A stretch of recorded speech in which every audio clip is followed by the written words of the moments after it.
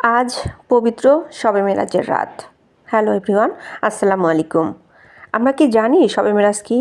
শবে মেরাজ হলো সেই মহিমান্বিত রাত যেদিন প্রিয় নবী হজরত মুহাম্মদ সাল্লাল্লাহু আলাইহি সাল্লাম আল্লাহর বিশেষ হুকুমে মসজিদুল হারাম থেকে মসজিদুল আকসা হয়ে 7 আসমান সফর করেন।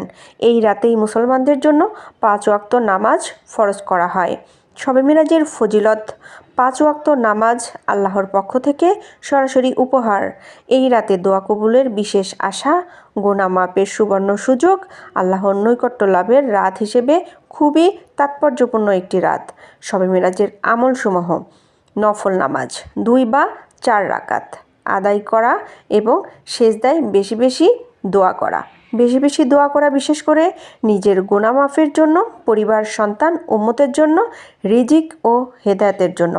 ইস্তেগফার ও জিকির: আস্তাগফিরুল্লাহ, সুবহানাল্লাহ, আলহামদুলিল্লাহ, আল্লাহু আকবার।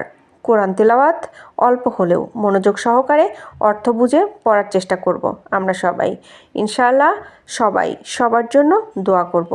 আজ রাতে আমরা একটু হলেও যেন এই আমলগুলো করতে পারি। ভিডিওটি ভালো লাগলে শেয়ার দিয়ে পাশে